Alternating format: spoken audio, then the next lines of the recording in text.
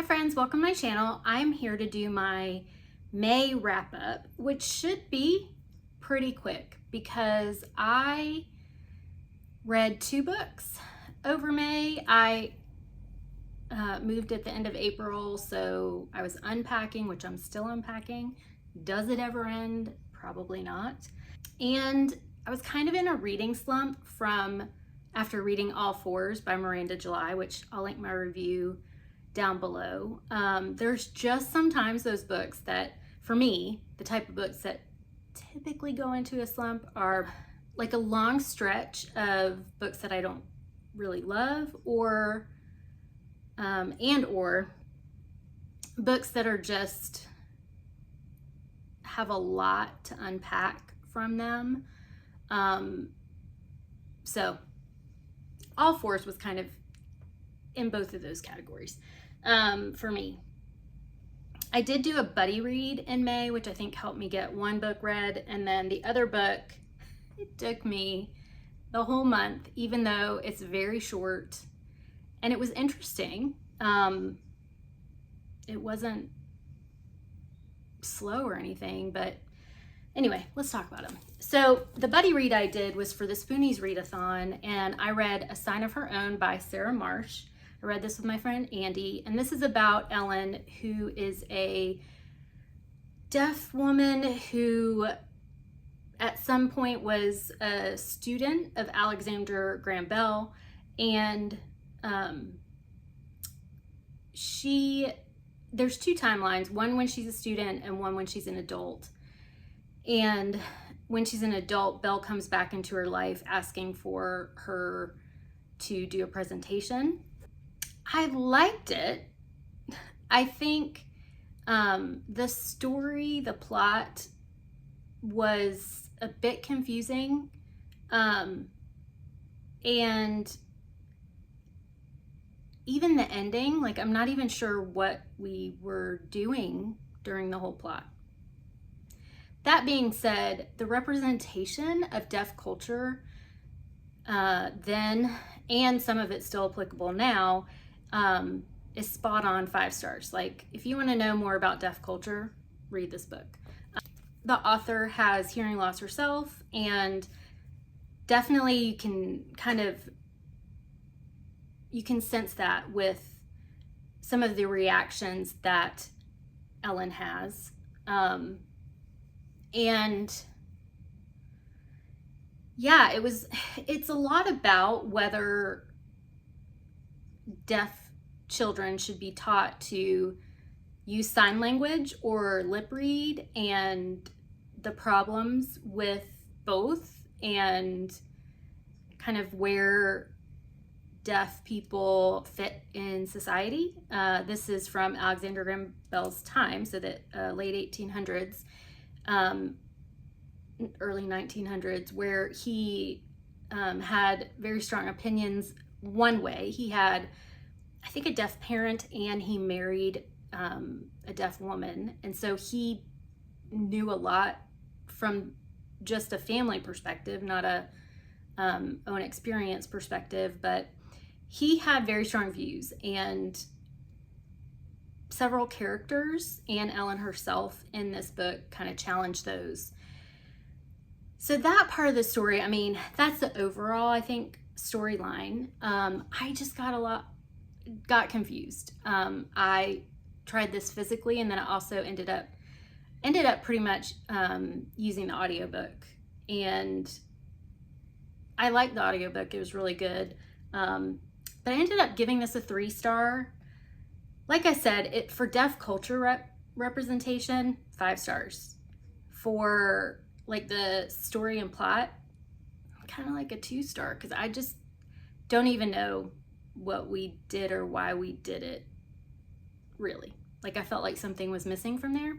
But I do recommend it because it's few and far between that you find accurate disability representation in books. So I would highly recommend it for that purpose alone. So the one that took me all month was Killer Potential by Hannah Deitch. So this book is a good book.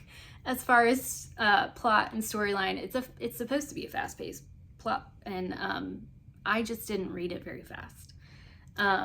This is a NetGalley book for me as well, so that helps with my goal for reading NetGalleys. This is about an SAT tutor who shows up at the house of a wealthy family that she tutors their daughter, and finds the husband and wife dead at the house. And due to choices that she makes at the scene, she kind of looks suspicious, and so she goes on the run.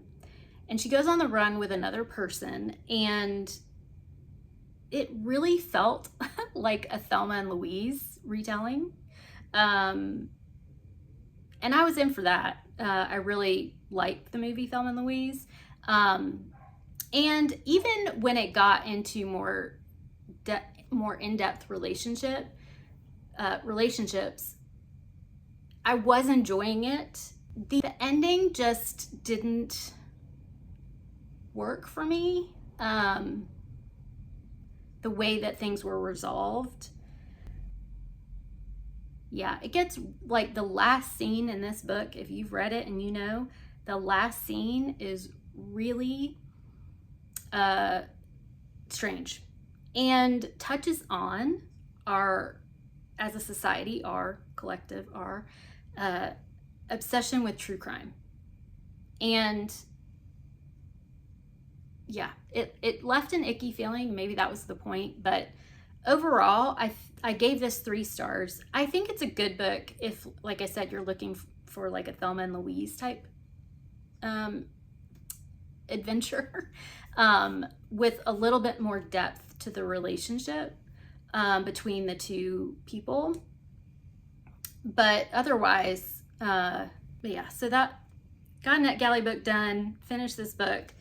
2 books for May, which I'm laughing, but I'm totally fine with that because of everything that I had going on, and just my mental space needed a rest, and so ended up listening to a good bit of music. I am working on a few reads right now.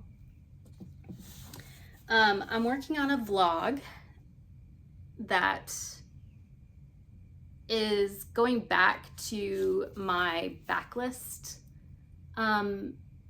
reading vlogs, where I read books that are on my shelves for a very long time and may have a connection to a booktuber.